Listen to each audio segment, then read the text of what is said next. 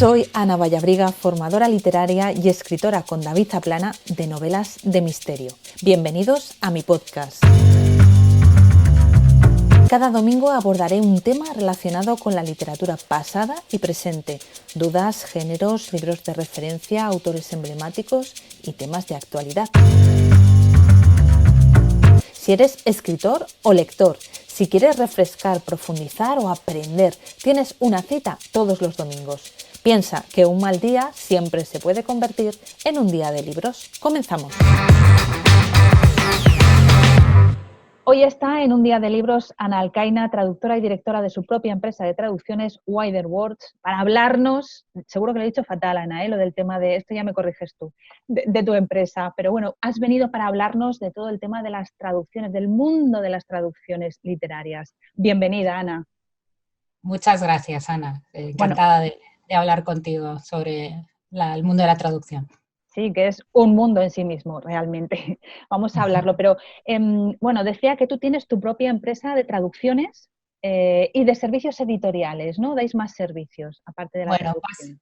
Más que una agencia de traducción o una empresa de traducciones, básicamente lo que somos dos traductores que llevábamos pues muchos años traduciendo libros para distintas editoriales del sector. Entonces, bueno, veíamos a raíz de todo el boom de la autoedición y de las ediciones digitales, del mundo de Kindle, etcétera, veíamos una oportunidad ahí de contactar directamente con autores, por ejemplo, extranjeros que quisieran, pues extranjeros, sobre todo el mundo anglosajón, que es básicamente la lengua de las que traducimos normalmente, del inglés al castellano.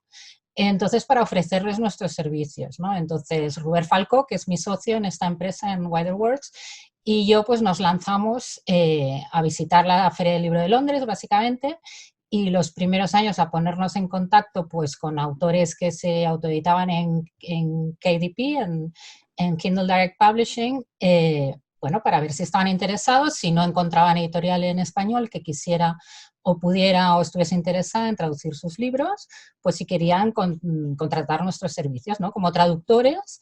Y luego también la idea era un poco también ampliar nuestros servicios con los contactos con los correctores que conocemos aquí en Barcelona, básicamente, del mundo de la edición, con nuestra carrera previa como traductores, pues eso es también ofrecerles el servicio de corrección, ofrecerles la maquetación, en fin, lo que necesitaran un poco. Sí, de hecho, tú y yo nos conocimos pues gracias a Amazon, ¿no? Porque con los servicios editoriales vuestra empresa fue la encargada de hacer la corrección de dos de nuestras novelas, de las que hemos publicado con 2 o 3, incluso puede ser que fueran 3. Yo Sí, creo que fueron 3, ¿no? Fue Tras Tras el el Sol de Sol, Cartagena, sí. que era una reedición, ¿no? Si no recuerdo mal. Sí, la de Ningún Escocés, con la que ganamos el premio de Amazon, y la Paradoja, o sea, las 3 que tenemos con Amazon, vuestra empresa fue quien hizo la corrección. Así es como nos conocimos nosotras. Exactamente, sí. No en persona, pero a través de No, nuestro trabajo mutuo, y creo que fue una colaboración pues bastante satisfactoria para las dos partes, por lo que, ¿no? En principio, sí, no, sí. nunca habría recibido esta llamada. No, fue una muy buena experiencia, la verdad es que sí. Pero bueno, vamos a centrarnos en lo que estamos, en el tema de las traducciones. Comentabas cómo os habíais lanzado a ampliar los servicios que vosotros dabais, pero ¿cómo llegasteis vosotros al mundo de la traducción literaria? ¿O cómo llegaste tú? Pues lo mío, digamos que es como muy antiguo, porque de hecho yo ya desde siempre, desde que tengo memoria, pues me han interesado las lenguas, me ha interesado la lectura, los libros, ha sido mi mundo desde pequeñita.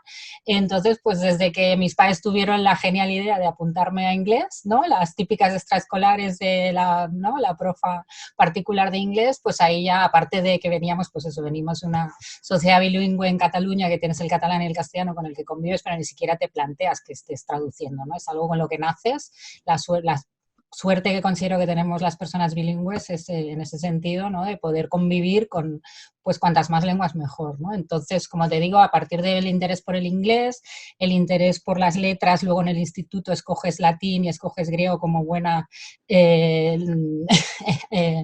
especialidades de letras puras, ¿no? En bachillerato.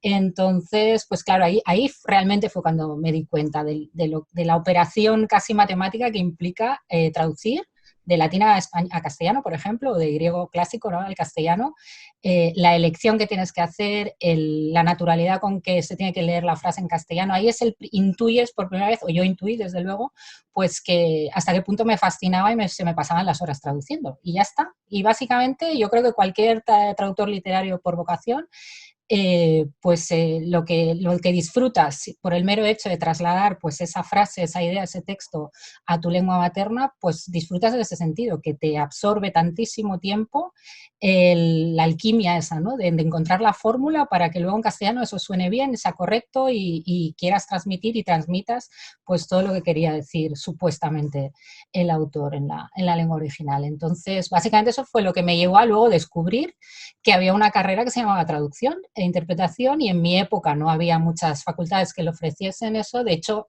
en mi época era una diplomatura, era una escuela universitaria. Y bueno, ni mucho menos pensaba yo que por el hecho de estudiar traducción, porque no era lo habitual tampoco, luego pudieras llegar a traducir libros. Pero bueno, yo lo que quería era traducir, ¿no? Entonces me pareció que lo más lógico, si quería traducir, pues era ir a una carrera de traducción. Entonces fue lo que estudié. Me di cuenta de hasta qué punto me faltaba todavía en el inglés concretamente, pues conocer la cultura anglosajona. Cuando acabé la carrera me fui un año a Estados Unidos de au pair a trabajar, a conocer, a estar en contacto pues con la sociedad americana, que es tan fascinante, a mí me parece desde luego fascinante, y eso luego con los años también me he dado cuenta de hasta qué punto me ha facilitado muchas veces la labor de traducir del inglés por el mero hecho de estar en contacto durante un tiempo largo pues con esta cultura, ¿no? Entonces, a partir de ahí, pues todo fue suerte y trabajo y tenacidad y constancia, y que tuviera la suerte de eso, de aterrizar en una editorial que me encargara mi primer libro, y a partir de ahí ha sido, pues eso, durante 23 años ya. Más adelante, lo que ocurre con los traductores muchas veces, sobre todo en una época en que no era tan fácil, bueno, no existía ni Twitter, ni Facebook, ni nada de esto, entonces lo que pasa es que te sentías muy solo en casa, ¿no? Si vivías en casa y traducías en casa y trabajabas en casa, pues al final se te caía, valga la redundancia, la casa encima, ¿no? Entonces tuvimos, a raíz de un encuentro con unas amigas traductoras en unas jornadas de traducción, decidimos alquilar un despacho y hacer lo que ahora está tan de moda, el coworking, ¿no? De compartir un espacio y cada una llevaba sus traducciones ahí. Y bueno, y a raíz de eso, también por la demanda de las editoriales, por la rapidez con que a veces se tienen que hacer determinados libros, pues nos pedían que compartiésemos incluso traducciones, que compartiésemos, que hiciésemos una traducción a 4 manos, si corría mucha prisa, pues a cuantas manos fueran necesarias. Entonces, como todas estábamos trabajando en ese despacho, pues llegamos a crear un grupo somos un colectivo de traductoras también, que no es que seamos una empresa, pero también somos las autoras, las responsables de la traducción de bestsellers, por ejemplo, del autor Ken Follett, toda la trilogía del siglo, toda Un mundo sin fin, Una columna de fuego. Los últimos libros de Ken Follett, por ejemplo, pues los hemos traducido a Novela, que, como te digo, es un colectivo de traductores que desde 2001 funcionamos así también. Lo que pasa es que no es una empresa, somos un grupo de amigas, colegas y compañeras pues que nos hemos dedicado a hacer esta traducción colectiva que se llama, ¿no? Entonces, Rubén, en un momento dado de su vida, pues también entró en este grupo, luego salió y compartió con nosotras espacio, y bueno, fue un poco como nos conocimos Rubén y yo, y cómo queríamos llevar más allá esta idea de las traducciones, de buscar un poco de forma más profesional todavía, o más, pues eso, a través de una empresa, poder ofrecer nuestros servicios. Y ahí fue cuando se creó lo que te comentaba antes, de seguir un poco la pista de lo que es autoedición digital, edición digital, y explorar un poco este universo. ¿Cómo llegasteis vamos, tengo muchísimas preguntas después de todo lo que has dicho, pero ¿cómo habéis llegado a traducir a Ken Follett? ¿Cómo se hace eso? Pues eso es gracias a la editorial que lo publica, que es el grupo Penguin Random House, que son, bueno, los que llevan desde siempre, creo, ¿no? los derechos de este autor los publica en español para todo el mundo Penguin Random House, el sello de Plaza y Janés. Y pues también todo viene a raíz del hecho de compartir este despacho, que, bueno, el hecho de que estuviéramos juntas, pues cada vez, digamos que las editoras, la responsable de producción, pues confiaba en nosotras para determinados libros que corrían mucha prisa, pues poder hacerlos en menor tiempo, pero con una calidad buena. Entonces, obviamente, pues poco a poco esto nos fuimos afianzando en este sentido en traducir este tipo de textos que realmente se tienen que hacer a veces en unas condiciones, en un plazo de tiempo, pues muy ajustado, ¿no? Luego con los años no ha sido tanto así, pero como siguen funcionando, como nuestras traducciones pues son la voz de Ken Follett en español, pues hemos seguido encargándonos nosotras. Ya también de una forma, pues ya te digo, tienes que tener un método y una forma de trabajar muy concreta y te tienes que llevar muy bien, ¿eh? Como grupo, como colectivo de traductores tienes que saber, o sea, tienes que tener mano izquierda y la relación entre las diferentes traductoras en este caso y el trabajo, pues eso hay que saberlo llevar en un proceso de tiempo muy corto que la presión es a veces también grande. Seguimos con las preguntas y volveremos también a los temas culturales que me parece muy interesante. Pero ahora, lo que se suele decir siempre, que traducir es traicionar. ¿Qué hay de cierto en esto y cómo se hace una buena traducción? Claro, yo supongo que tendría que preguntarte a ti lo primero qué significa, define traicionar, ¿no? Claro, porque traicionar ¿en qué sentido? Porque para nosotros o para los traductores, claro, esto es un cliché, es un tópico, ¿no? Que siempre se dice, pero en realidad, ¿qué me estás diciendo? Que lo que dice el original no es lo mismo que dice el castellano, pues depende, ¿no? Porque en función de lo que tú interpretas, para mí lo fundamental es pensar que el traductor es un intérprete. Entonces, igual que cada lector en un momento dado, pues lee el libro, incluso el mismo lector en determinadas etapas de tu vida, no sé si a ti te ha pasado, pero tú puedes leer un libro y te dice unas cosas y al cabo del tiempo ese mismo libro te cuenta otras o tú las interpretas de otra forma por las vivencias propias del lector muchas veces, ¿no? Entonces, yo creo que cada traductor pues interpreta lo que quiere decir el autor, sobre todo si el autor está muerto, porque si el autor está vivo, pues siempre puedes acudir a él y le puedes preguntar efectivamente, oye, ¿quieres decir lo que yo creo que quieres decir? Entonces eso con un castellano, con pues una lengua natural y con una fluidez que tú piensas que le va a llegar a tu lector en castellano, pues intentas reproducirlo, ¿no? Entonces, básicamente, para mí se trataría de eso. Entonces, no, la parte de la traición, yo aquí es que no consigo verla, no. Muchas veces cuando, y es una pregunta recurrente, pero muchas veces cuando acudís a nosotros, a los traductores, diciendo, pero es que no decía eso. Y entonces, para preguntar, bueno, ¿y tú qué crees que decía, no? Porque, o no lo, ¿no? Entonces, esto hay muchos críticos o lectores críticos con determinados libros de determinados géneros que sí que es verdad que se ponen a cotejar, ¿no? Lo que dice el original y lo que dice la traducción y se llevan las manos a la cabeza.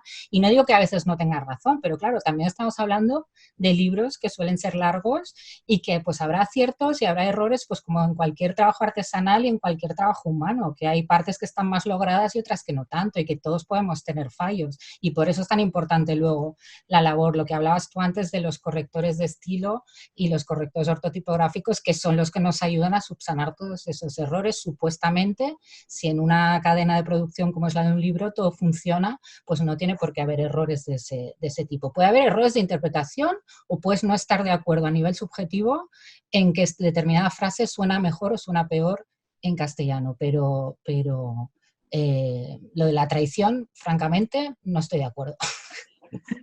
Me alegro que lo hayas aclarado. Pero decías que había determinados lectores de determinados géneros. ¿A qué géneros te refieres? Mójate. Pues no, yo no soy una traductora de ciencia ficción, pero me consta que muchos de los fieles de la ciencia ficción pues son bastante exigentes, los lectores de ciencia ficción, con las traducciones, ¿no? Entonces, esto por casos de traductores y traductoras que conozco, pues sí que muchas veces llegan críticas a las editoriales, pues que, como digo, que en las que a veces pues pueden tener su parte de razón, pero realmente es una presión añadida, ¿no? Como traductora, saber que hay una legión de lectores en determinados géneros, pues eso, que vigilan tu trabajo escrupulosamente, ¿no? parece interesantísimo.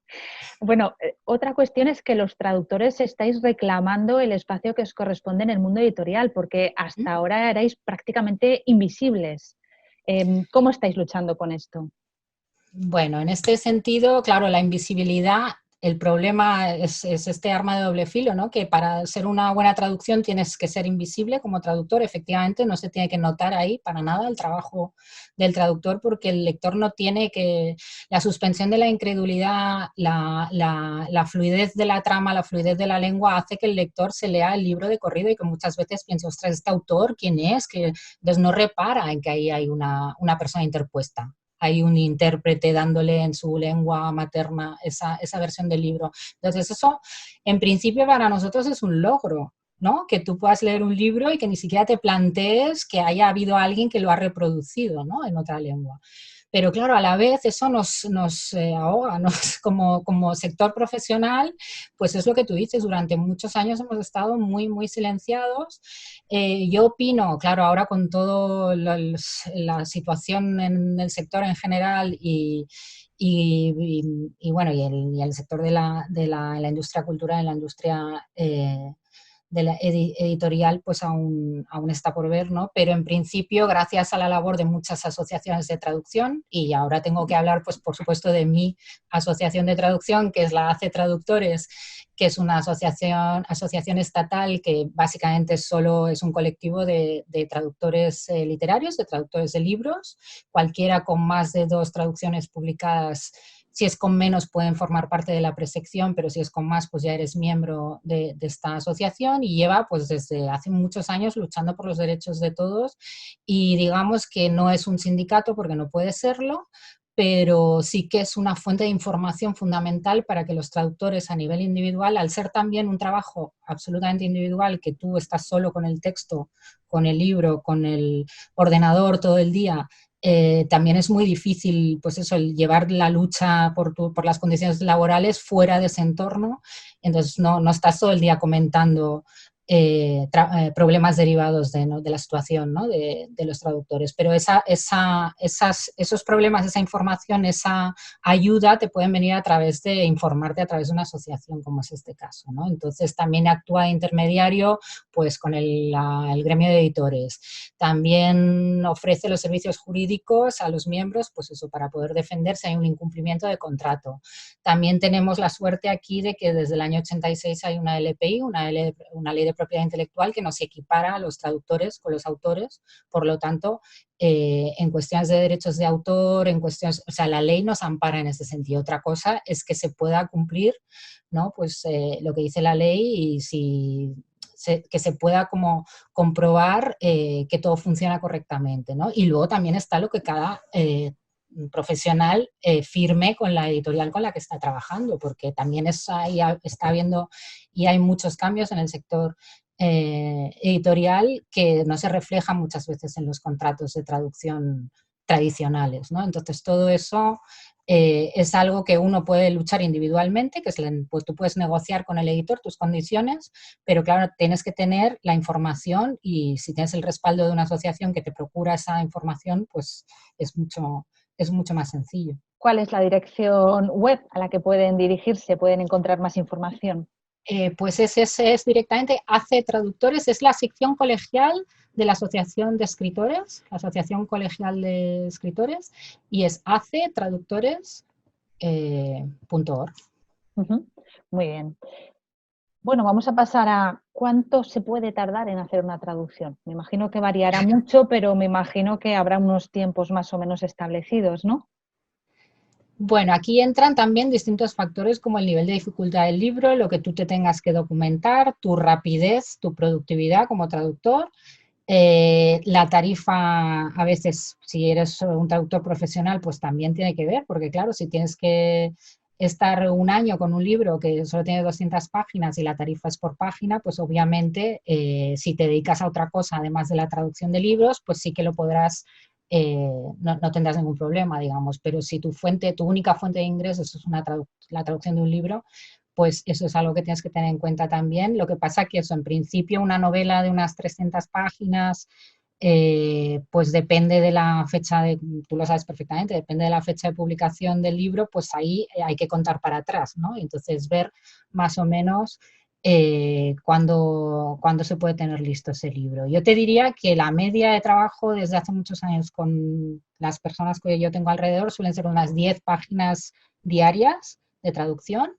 Así para el traductor full time que se dedica a la traducción de libros, pues a partir de ahí pues calcula, ¿no? Entonces, en principio esas 10 páginas, pues si son 300 palabras por página en un Word, te estoy hablando de un archivo de Word, pues estaríamos hablando de 3.000 palabras diarias, ¿no? De traducción. Pues como una cifra como referencia, ¿eh? Pero entonces, pues ahí si son 300 así, pues sería también... sí, y luego tienes que reservar también un tiempo como traductora para tú misma releer la novela, hacer los cambios necesarios, solucionar las dudas que hayan podido quedar pendientes. Y entonces aquí también depende muchísimo de ti y cada traductor tiene su método, ¿eh? No te pienses, cada uno pues dedica a la revisión. Luego pues hay traductores que dedican mucho tiempo, hay traductores que prefieren dejar el primer borrador ya con las mínimas dudas o consultas posibles, y hay traductores, o sea, aquí cada uno realmente tiene su método para traducir y bueno, todo ese tiempo es lo que realmente tienes que calcular. ¿Cuánto cobra un traductor? ¿Cuáles son las tarifas que hay? Supongo que habrá algún precio mínimo, igual que pasa con los guiones o igual que pasa con... ¿Los guiones tenéis un precio mínimo estipulado? Sí, hay un precio mínimo por hacer un guión que puede estar en torno a unos 25.000 euros aproximadamente, 20-25.000, sí. Y esto por ley no entra en conflicto con la ley de la competencia, porque a nosotros es lo que nos dicen las leyes, que en principio no puedes estipular un precio mínimo porque como entra en conflicto con la ley de la competencia. Entonces esto es como un servicio que cada uno pues, puede poner el precio que quiera, con lo cual esto también resulta perjudicial porque tú no sabes qué tarifas está ofreciendo determinadas empresas y aceptando algunos traductores, ¿no? Entonces, como precio mínimo, a ver, esto también es una cuestión de sentido común, depende de tu situación, pues hay precios que no se pueden aceptar, ¿no? Entonces, pero claro, por precio mínimo, pues lo mismo, hay traductores que dicen, yo por menos de 17 euros la página no me pongo, ¿no? Pues claro, esto que para mí sería alto, sería una tarifa alta. Entonces, hay horquillas que van eso, desde yo he visto ahora con esta última situación en la que nos encontramos o he visto en Twitter, tampoco es que lo haya visto no, personalmente, no sé de nadie que esté trabajando por estas tarifas, pero sí que es verdad que ha habido una congelación de tarifas desde hace muchos años, ¿no? Entonces ahí el problema principal es ese también, que en determinadas ciudades con determinadas tarifas pues tampoco es muy fácil vivir de esta profesión. Claro. Y nos has adelantado un poco cómo es el trabajo del traductor. Decías que cada uno un poco tenía su propio método, pero ¿cómo trabajáis? Sobre todo me interesa con los autores. Si están vivos, si no están vivos, pues no podéis ir a preguntar. Pero ¿cómo trabajáis? Tanto con vivos como con muertos. Fíjate que aquí también la casuística es muy variada, ¿no? Entonces hay autores vivos que sí que están muy encima de las traducciones y de hecho, ¿no? El caso más famoso es el de Günter Grass, que reunía a sus traductores en su casa y les ofrecía, tengo entendido, durante una semana o lo que sea que estuvieran en esa casa, que cada uno planteara sus dudas y pudiera, y entonces él se las resolvía, ¿no? Claro, ahí también hay una trampa, que hay determinadas dudas y hasta cierto punto te puede ayudar el autor, pero hay a partir de un punto que el autor no te puede ayudar en absoluto, ¿no? Que es la parte de recreación en el idioma, en la lengua materna de la que el autor no tiene conocimiento. Entonces, digamos que lo que son dudas del original, etcétera, y de sentido y de lo que decíamos antes, ¿no? De que a qué se refería, qué quieres decir, ¿no? Esto muchos autores, sobre todo ahora con las redes sociales que puedes acceder a ellos personalmente, es muy fácil.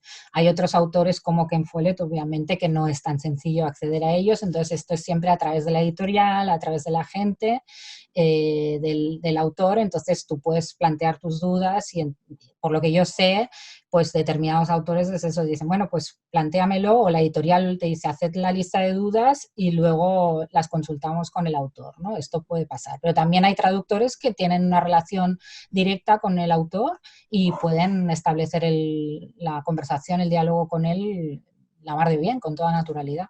Con los muertos no, claro. Yo he traducido muy pocos muertos, francamente, pero por lo que me sé, claro, ahí es cuestión de qué edición estás traduciendo, de documentarte sobre todo el aparato crítico que haya sobre la obra del autor y, bueno, y también de las distintas traducciones, si son clásicos, que puede haber en castellano y no utiliza, o sea, no utilizarlas como referencia en el sentido de, bueno, a ver cómo se tradujo esto. Claro, las traducciones, otro problema que tienen a veces es que caducan, ¿no? Así como hay originales que no caducan, las traducciones sobre todo están muy marcadas por el argot, por el slang, por coloquialismos, etcétera, pues es difícil, ¿no? Entonces esto incluso yo que he traducido bastante literatura juvenil, esto es un problema, ¿no? Hasta qué punto el lenguaje de adolescente es efímero. Entonces si te lanzas a traducir determinadas expresiones que en un momento dado te parecen que son lo más guay del universo, pues claro, luego al cabo de los años eso ya caduca, ¿no? Entonces también depende del género, por supuesto.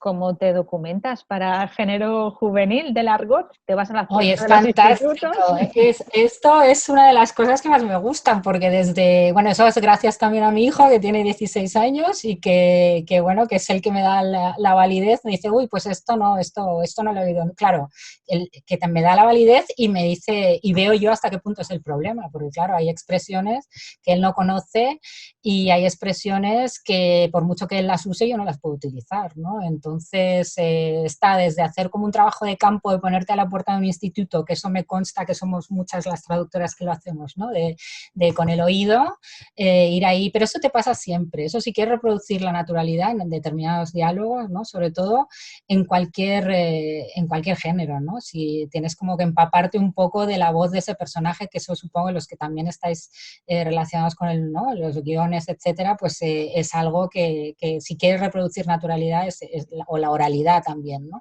Entonces te documentas de esa manera. Luego también, pues eso, leyendo, como siempre, ¿no? A ver, incluso, no, eso se me olvidaba, que yo no conocía al Rubius, el youtuber famoso, el Rubius, entonces a raíz de, pues también, en lugar de plantearte en la puerta del instituto, ahora lo que se puede hacer es dedicarte a bucear en YouTube y ver no solo cómo habla el youtuber en cuestión, sino cómo responden sus espectadores, sus lectores, etcétera, para saber la comunicación, qué vocabulario utilizan. O sea, algo tan sencillo como eso, ¿no? Entonces, no diría que es copiar y plagiar todo el vocabulario, porque sería una cosa demasiado localizada, demasiado castiza, si quieres, pero inspirarte un poco para luego ir colando algunas expresiones de este tipo, sobre todo para las que ya somos un poco más veteranas, que nos suenan a chino todas estas expresiones, ¿no? Entonces, Sí, desde luego. Bueno, decías el Rubius está bien verle en YouTube porque ver cómo escribe en Twitter se te caen los ojos no, claro. a trozos, o sea, no acierta una palabra bien escrita ni por casualidad, y ha escrito libros. Pero fíjate que para nosotros eso también es fuente de inspiración, porque muchas veces los autores precisamente hacen eso, ¿no? Entonces, ¿cómo trasladas a una gramática, a una sintaxis que no es la del inglés, pues todos esos anacolutos, esas faltas de ortografía, ¿no? Es decir, a veces la fuente de inspiración, precisamente más que el inglés, es a lo que me refería con lo del contacto con el autor, que el autor te diga, no, yo lo que quiero es que hable mal. Y tú ya sí, pero ¿cómo lo voy a hacer para que hable mal, ¿no? Entonces, pues no, el autor no te va a ayudar, te va a ayudar el Rubius, claro, en ese sentido. Nunca habría pensado yo que en una conversación de estilo acabaríamos hablando del Rubius. Pero Para bueno. que veas, es que los traductores, la suerte creo yo que tenemos es esa, ¿no? Que puedes estar 3 meses inmersa pues en un mundo aprendiendo sobre, yo qué sé, sobre temas científicos y luego al mes siguiente te ha caído una novela, pues eso, de género juvenil que tienes que traducir un rap, ¿no? Por ejemplo, pues esa variedad, te aseguro que no te aburres nunca. Entonces, en ese sentido es un trabajo excepcional. ¿Algún autor que te haya sido muy complicado de traducir? Pues fíjate que recuerdo sobre todo una autora que es periodista para la NPR Radio, la radio pública estadounidense, que claro, también porque fue una de de los primeros libros que traduje, entonces entre lo insegura que te sientes, ¿no? Cuando empiezas a traducir libros y el tipo de libro que eran las memorias, sobre todo centradas en la enfermedad de su madre, que tenía un trastorno bipolar. El libro se llama La hija de la reina de Saba. Entonces, claro, esta mezcla entre cuando estaba la madre en su época más eufórica, que se creía la reina de Saba realmente, entonces mezcla mucho lirismo. Entonces había veces que realmente era eso, que no sabías si lo que estabas interpretando tú era lo que quería decir realmente o te lo estabas inventando completamente. Entonces, en ese sentido, ese fue uno de los libros que me costó más traducir, ¿no? De no saber muy bien si lo que estabas escribiendo era realmente lo que quería decir la autora o no. Y en aquella época pues no había esta posibilidad de seguir a la autora en redes, y lo que sí hice es eso, las dudas, pues como siempre una hojita aparte para la editora para que se lo mirara y decidieran ellos, y si tenían que consultar a la autora pues que consultasen. Pero sí, sí. ¿Es difícil que un libro se traduzca? En castellano, en el mercado español, ¿quieres decir? Por ejemplo, podemos plantearlo o sea, me gustaría que contestaras desde los dos puntos de vista, ¿no? O sea, de autores extranjeros que se traduzcan al español y al revés, de autores españoles que queremos que se traduzcan nuestros libros. Uh-huh. Pues en cuanto al mercado español, que hasta ahora, claro, cada año va bajando el porcentaje, pero si partimos de los años de 2009, por ejemplo, que es el que tengo yo más en la cabeza, que se traducía un 35% de todos los textos que se publicaban en castellano o en España eran traducciones. Entonces, claro, eso es un porcentaje muy elevado. Eso significaba que se traducían muchos libros, ¿no? Entonces, claro, como también la traducción supone una inversión importante por parte de la editorial, pues en función de las posibilidades de la editorial, esto puede ir a más o puede ir a menos. Y de hecho, estos últimos años se había reducido muchísimo, sobre todo después de la crisis, el porcentaje de traducciones. Por lo tanto, ahora yo diría que es más difícil que se publique una traducción en España que antes, ¿no? Que desde hace 10 años, por ejemplo, o hace 15. Y en el caso inverso, por ejemplo, en el mercado anglosajón, la cifra que tengo en la cabeza, y que es también la tradicional, es el 3%, que no se ha traducido tradicionalmente más de un 3% de todas las obras que se publican en inglés. Entonces es muy difícil, por ejemplo, acceder al mercado anglosajón por parte de autores en español en concreto, ¿no? Entonces, depende un poco, pues eso, de la salud de la parte de traducción que tenga la industria editorial del país en ese sentido, ¿no? Entonces, si no hay demanda, entiendo, pues por ejemplo en el caso de Estados Unidos, pues claro, si no hay lectores que exijan pues suficientemente, o que ellos piensan que no, los editores piensan que no hay suficiente demanda para conocer otras culturas a través de la traducción, pues imagino que es una de las razones por las que no se traduce tanto al inglés. Pero claro, también es el criterio económico. Claro, dentro del presupuesto de una editorial, pues las traducciones se llevan una parte importante. Decías que Estados Unidos, bueno, el mercado anglosajón es complicado, pero ¿hay algún otro mercado que sea fácil para los escritores españoles? Pues igual de estos conoces más, probablemente más tú que yo, ¿no? Pero, por ejemplo, Francia es la que tiene más fama, ¿no? Como paraíso por la cantidad. Claro, el mercado también estamos hablando de millones de lectores, ¿no? Entonces, si estamos hablando de mercados amplios en que tu libro pueda llegar a mucha gente, si es también un mercado en el que el gobierno o las medidas que se toman desde el sector cultural pues son de proteger al libro, proteger a los actores del sector editorial, pues entonces entiendo, te lo digo por lo que yo sé también de los traductores, que en principio su situación es mejor que la de los traductores aquí en España, entonces entiendo también que el mercado francés puede resultar más interesante, ¿no? para autores de otras lenguas, también por el interés, ¿no? de la propia sociedad en conocer pues eso, culturas o autores que proceden de otras lenguas. También es verdad que, claro, que también, tradicionalmente también ha sido muy proteccionista, ¿no? El mercado francés, entonces, no sé. El alemán, por ejemplo, me consta también que son pues ávidos lectores y que también la traducción forma parte natural casi de la industria editorial en alemán. Ujú. No sé, vosotros en vuestro caso os tradujeron al Inglés. inglés, ¿no? Ujú. Al ¿Y inglés. algún mercado más habéis accedido? No, no, al inglés y no nos fue muy bien. Ahora vamos a hablar de una cuestión que te quería, bueno, la adelantamos ya. El tema de las diferencias culturales, porque nosotros, por ejemplo, se tradujo Ningún escocés verdadero con el nombre de Dark Circus, corrígeme. The Dark What? Dark Circus. Ah, The Dark Circus, ok, sí.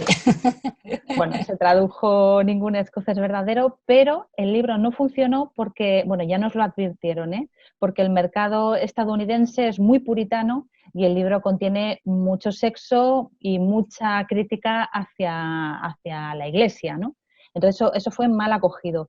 Me gustaría que nos hablaras de eso, de las diferencias culturales que hay entre países y cómo pueden influir en la traducción o en la no traducción de un libro.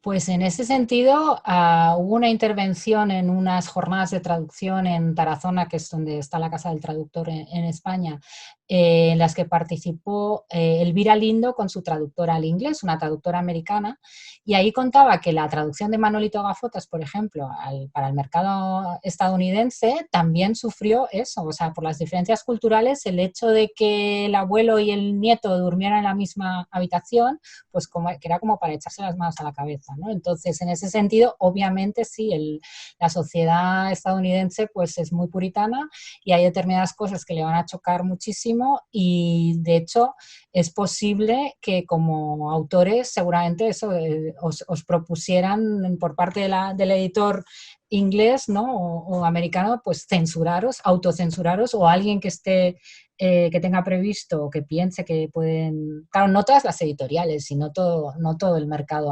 estadounidense, por supuesto, ¿no? Pero claro, si lo que quieres es acceder en general a todo el mercado estadounidense, pues sí, esa es una de las grandes diferencias culturales, que no van a leer según que les va a resultar muy chocante y muy violento. Que, hombre, en nuestro caso algo se quitó, pero es que el libro es así, todo el libro, Claro, entonces claro. es imposible. De hecho, la diferencia entre las opiniones españolas o en español y las opiniones en inglés son, vamos, absolutamente Claro. sí, contrarias. Sí. Ujú. Es importante que un libro se traduzca. Claro, ¿yo qué te voy a decir? Hay que traducirlos todos, cuento con ello, ¿no, Ana? Yo cada día, vamos, es que y leería traducciones y no solo, claro, de cuantas más culturas mejor, ¿no? O sea, bueno, y no solo cualquier cultura, sino pues es que es importante que haya libros, es importante que la gente lea, claro. Es más importante que lea o que vea la serie de Netflix. Y te lo dice una adicta a la lectura, pero ahora una neoadicta a las series de Netflix, claro. Entonces, pero claro, todo es tiempo de ocio o tiempo de... Entonces, si estás compitiendo un medio con el otro, ¿qué te aporta la lectura? Al final lo que tienes que preguntarte es eso, ¿no? Entonces, para mí la lectura y las traducciones es lo mismo. Entonces, no, si hay que traducir, si hay que leer, hay que traducir, ¿no? Entonces, yo no veo ninguna diferencia en ese sentido. Entonces, sí, ojalá se pudiera traducir todo, ¿no? Pero de cara, por ejemplo, a un autor, ¿es importante que su libro se traduzca? Pues si quiere ser conocido a nivel, ¿no?, mundial, por ejemplo, si las ideas que transmite le parece... A ver, es importante que el autor escriba, ¿no? Entonces querrá darse a conocer y a cuanta más gente y poder entablar ese diálogo, no sé, supongo que vosotros una de las razones por las que escribís y conociendo vuestros libros además es eso, para que provocar una reacción dentro de la persona que está leyendo vuestro libro, ¿no? Y esa reacción que la pueda compartir luego, o sea, el hecho de compartir, ¿no?, lo que te proporciona, lo que consigues con un libro, pues da igual la lengua. O sea, si te traducen es porque lo habrás podido compartir con un lector italiano, con un lector finlandés, entonces, claro, es un poco la razón universal que hay detrás de la lectura, ¿no? ¿Qué hace que un libro se traduzca o cómo se consigue que un libro se traduzca? Pues en ese sentido, claro, el funcionamiento de la industria ya ves cuál es, ¿no? Tú tienes un agente, el agente acude a las ferias de libros a negociar unos derechos, entonces, claro, en función de la marca personal del autor, normalmente es pues, por lo que pujan las diferentes editoriales por poder traducir a ese autor, y un autor pues que no tenga marca personal, pues a través de los scouts, la figura del scout también es fundamental, ¿no? Los que para poder elegir qué obras se publican en español, pues aparte de saber cuáles son las cifras de venta, imagino, etcétera, que está teniendo cualquier otro libro en los demás mercados, hay gente que está leyendo, ¿no?, libros y está diciendo, oye, es que esto tiene que estar en español, esto tiene que, es absolutamente fundamental que lo tengamos, ¿no? Entonces, en ese sentido, yo creo que influye mucho la calidad del libro, y la suerte, y también pues eso, si se sabe saberse vender un poco, ¿no? Y el problema veo ahí, pues con el océano de libros que hay en la actualidad y con la cantidad de autores, etcétera, cómo destacas, ¿no? Y cómo consigues que este agente te represente, te venda, etcétera. Entonces yo creo que es bastante complicado lo de llegar a ser traducido en otros mercados. Hablabas de la figura del scout. ¿Qué es un scout? Pues un scout es un lector profesional en el sentido de que la editorial le paga para que lea pues estos libros en otras lenguas, en otros mercados, en otras culturas, y haga luego un informe recomendando o que haya localizado, ¿no?, tu scout, el libro que cree imprescindible dentro de la línea editorial de ese sello en concreto, que merece la pena que tú pagues unos derechos para poder tenerlo en tu catálogo, ¿no? Entonces, en ese sentido es como un descubridor, es el explorador que va mirando ahí cuál es el libro que realmente puede destacar entre todos los demás. ¿Son freelance, Entonces, son profesionales freelance o trabajan ya para una única editorial? que yo sepa, son freelance, normalmente son freelance. No sé si dentro de algunas estructuras editoriales puede haber alguien, o bueno, los propios editores, ¿no? También, cómo hacen la selección los editores para poder fijarse en un libro. Aparte de estar leyendo siempre, ¿no?, que esto también, muchas editoriales yo que sigo, pues la editora es, bueno, esto fue un manuscrito que aterrizó y como por casualidad, pues me dio por... Y claro, también cada editor, si es que es un lector y es una persona, ¿no? Entonces, si las primeras 5 páginas el libro se le cae de las manos, ese libro ya no va a tener ninguna oportunidad en esa editorial, y a lo mejor en otra editorial, pues al revés. El caso más famoso es el de Rowling, ¿no?, con Harry Potter, ¿no?, hasta qué punto estuvo circulando por todas las editoriales hasta que alguien dijo, oye, aquí hay algo, ¿no?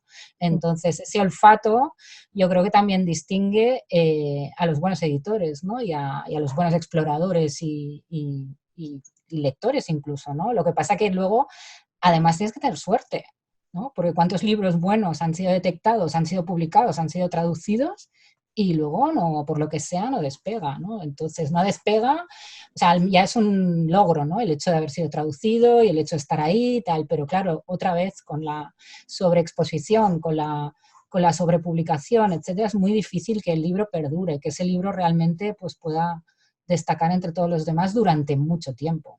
Ha habido casos como el de Víctor del Árbol, que es un autor reconocido de novela negra, que tuvo primero éxito en Francia y luego volvió a España. A veces suceden estas cosas, ¿no? Nadie es profeta en su tierra, ¿no? Dicen a veces, entonces también se aplica a los libros. Y bueno, es que a mí me parece fascinante el camino ese, ¿no? De, oye, ¿y tú cómo llegaste a publicar, no? Entonces seguro que cada autor tiene su historia. Entonces eso realmente es muy interesante también. ¿A quién te gustaría traducir? Pues a quién me gustaría traducir. Se me ocurren varias autoras sobre todo, pero una autora que me encanta, que es americana pero de origen indio, Jhumpa Lahiri, a la que mi colega Gemma Rovira traduce, me parece, para Salamandra, y algún otro colega ha traducido también, pues tiene unos relatos y unas historias que a mí la forma de contar, esta es una autora que de hecho adoraba tanto el italiano que se fue a vivir a Roma, Italia, creo que Roma, y ahora en lugar de escribir en inglés escribe en italiano. Entonces, Madre mía. imagínate la personalidad, o sea, por eso me fascina, ¿no? Entonces, a mí particularmente me gusta también por ese híbrido de cultura, por la cultura estadounidense y de dónde viene y todas esos esas mezclas que tiene, pues me gusta mucho cómo escribe, me gusta mucho lo que cuenta y me encantaría también traducirlas, sí, sí. Uh-huh. Claro, es que vosotros... Pero no del italiano. Si ahora se dedica a traducir al italiano, yo lo voy a tener fatal. O sea que... Ay, perdona, a escribir en italiano, quiero decir. ¿Dónde pueden encontrarte en redes? Pues me abrí una cuenta hace tiempo a raíz del colectivo de traductoras del que formo parte, que nos llamamos Anuvela. Es el acrónimo con las iniciales de nuestros nombres, Ana, Nuria, Verónica y 3 Lauras. No éramos porque algunas ya no forman parte del colectivo, pero seguimos firmando nuestros libros con este seudónimo, Anuvela, y tenemos nuestra propia página web en construcción permanente, que es anuvela.com, y entonces yo ahora estoy en Anuvela como Ana Anuvela, me parece que es estoy en Twitter con este nombre, Ana Anuvela. Uh-huh. Vale, o sea, no manejas Facebook, Instagram, LinkedIn. No, Facebook puede que tenga una cuenta por ahí, pero Facebook no es más privado y no lo utilizo. Mi perfil como traductora está más presente en Twitter, que es también la red por la que me informo o procuro seguir más a menudo, también como voyeur, más que como participante. No participo mucho de la conversación de Twitter, no consigo, pero sí que estoy ahí viendo y leyendo y...